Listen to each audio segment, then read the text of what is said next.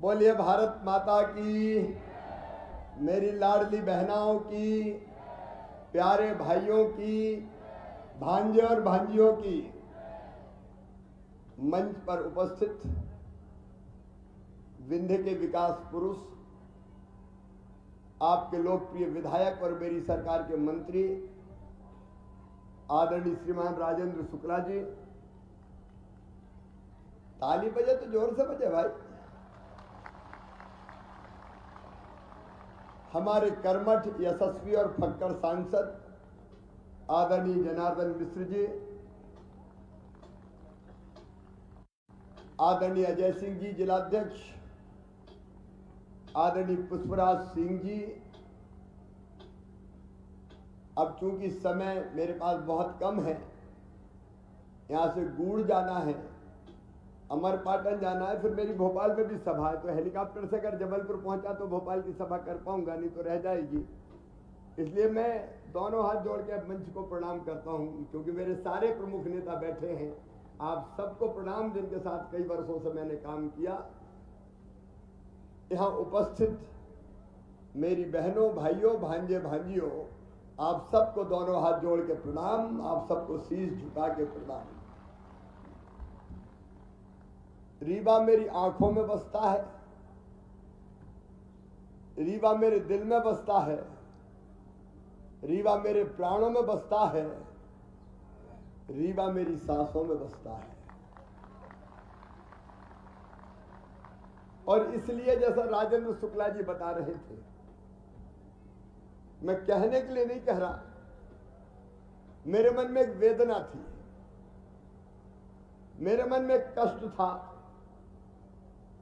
कि विंध्य की धरा से बड़े नेता हुए, मुख्यमंत्री हुए, केंद्रीय मंत्री हुए, लेकिन उन्होंने रीवा को न्याय नहीं दिया, रीवा को विकास के पथ पर आगे लेके नहीं है। मेरे प्रिय बहनों और भाइयों, ऐतिहासिक अन्याय विंध्य की पवित्र धरा के साथ कई वर्षों तक कांग्रेस करती रही। शायद उनके राज करने वाले नेता वो ये सोचते हो कि रीवा अगर आगे बढ़ गया तो जनता जागरूक हो जाएगी और वो पीछे रह जाएंगे, लोग उनके पीछे कैसे लगेंगे। और इसी सोच के कारण रीवा को न्याय नहीं दिया गया, रीवा को न्याय नहीं दिया गया। बाणसागर मैं कब से सुनता था, जब मैं छोटा था तब मैं सुनता था बाणसागर का शिलान्यास। जब चुनाव आते थे कांग्रेस शिलान्यास का पत्थर गड़ा देती थी और अगले साल तक कोई काम ही नहीं होता था, वो पत्थर ही गायब हो जाता था। मेरे बहन और भाइयों, मजाक किया रीवा के साथ, मजाक किया विंध्य की धरा के साथ। विंध्य को पानी नहीं, विंध्य को सड़कें नहीं, विंध्य में निवेश नहीं, विंध्य में सुविधाएं नहीं, और अपने रीवई को लोग महानगर नहीं कहते थे, शहर नहीं कहते थे। ये तो बड़ा कस्बा सा है, कस्बा सा लगता था अपना रीवा।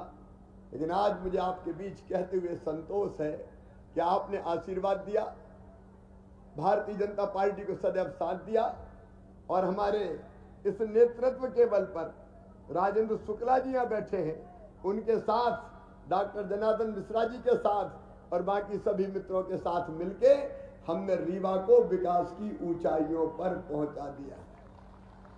और आज आप देखेंगे पूरे प्रदेश में अगर चर्चा हो रही है तो अपने रीवा के विकास की चर्चा हो रही है।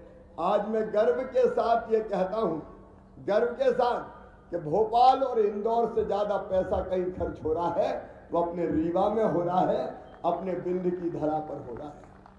आज मैं काम गिनाऊंगा तो मैं समय पर पहुंच नहीं पाऊंगा। कई काम अभी राजेंद्र शुक्ला जी गिना रहे थे। अब शानदार एयरपोर्ट भी रीवा की इस पवित्र धरती पर बनेगा। और आप देख लेना, आज कह के जा रहा हूं, 5 साल में रीवा निवेश की सबसे आइडियल डेस्टिनेशन होगा। दुनिया रीवा आएगी, देख लेना, दुनिया इस विंध्य की धरा पे आएगी। और ये किया आपके आशीर्वाद के बल पर। मैं पिछली बार 1.25 साल मुख्यमंत्री नहीं बन पाया था, तब भी मैं रीवा आया था और रेलवे स्टेशन पर ही मैंने झुक के रीवा की माटी को प्रणाम किया था और इसी माटी का प्रताप था कि हम फिर से मुख्यमंत्री बन गए बहन और भाइयों, और फिर तेजी से हमने विकास के रथ को आगे बढ़ाया। आज मैं फिर ये संकल्प दोहराता हूं, रीवा केवल मध्य प्रदेश में नहीं हिंदुस्तान में अपनी विशिष्ट पहचान बना के रहेगा, अब कोई नहीं रोक सकता। लेकिन हमने केवल सड़कें, स्कूल, पुल, पुलिया, अस्पताल, सुपर स्पेशलिटी अस्पताल, solar power plant, white tiger safari, पानी, पेयजल यही नहीं किया, हमने जनता की जिंदगी भी बदलने की कोशिश की है। मेरी बहनों, मैं सरकार नहीं चलाता, मैं परिवार चलाता हूं और आप सब है मेरा परिवार, आप सब मेरा परिवार, ये मैं हृदय से कहता हूं। और बहनों, तुम्हारा तो मैं भाई हूं, बताओ मुख्यमंत्री लगता हूं कि भैया लगता हूं? जोर से बोलो ना, मुख्यमंत्री की भैया? मैं तो भैया हूं। और मेरे मन में लाडली बहना कैसे आई? मेरे मन में ये विचार आया कि भैया राखी बंधवा के कुछ ना कुछ तो बहन को साल में एक बार देता है। मैं कई गरीब बहनों को गांव में देखता था, 1000-2000 रुपए की जरूरत पड़ती थी तो हाथ फैलाती थी, और कई बार उसकी भी व्यवस्था नहीं हो पाती थी तो मैं बहनों की आंखों में आंसू देखता था, और बहनों के वो आंसू मेरे मन में ये संकल्प पैदा करते थे कि शिवराज मौका मिले तो अपनी बहनों के आंखों के आंसुओं को तू पहुंच देना है। और इसलिए मैंने तय किया कि भैया हूं तो बहन को कुछ ना कुछ तो देना चाहिए। मैं बहुत सोचता रहा क्या दूं, लेकिन अंत में मैंने सोचा और कुछ मत दो, बहनों के खाते में पैसा डाल दो, बाकी काम बहनें अपने आप कर लेगी। और जब ने लाडली बहना योजना बनाई, लेकिन साथ में एक बात और मन में आई कि साल में एक बार पैसा देने से काम नहीं चलेगा। बताओ, एक बार पैसा देने से काम चलता क्या? अरे जोर से बोलो मेरी बहनों, चलता क्या? और इसलिए मैंने तय किया हर महीने पैसा डाला जाएगा, और लाडली बहना योजना बन गई। अब आप बताओ मेरी बहनों, लाडली बहना योजना से आपकी जिंदगी में खुशी आई कि नहीं आई? मैं कई जगह पूछता हूं, बहनें भावुक हो जाती है, मेरे गले लगती है, मेरे माथे पे हाथ फेरती है, कई मेरा माथा चूमती है, और कई रो रो के कहती है हमारा भाई, हमारा खोया भाई मिल गया, और मुझे लगता है मेरी जिंदगी सफल हो गई, मेरा जीवन सार्थक हो गया। और बहनें कहती है कि भैया सबसे बड़ी बात यह है कि हमारे घर में ही हमारा सम्मान बढ़ गया।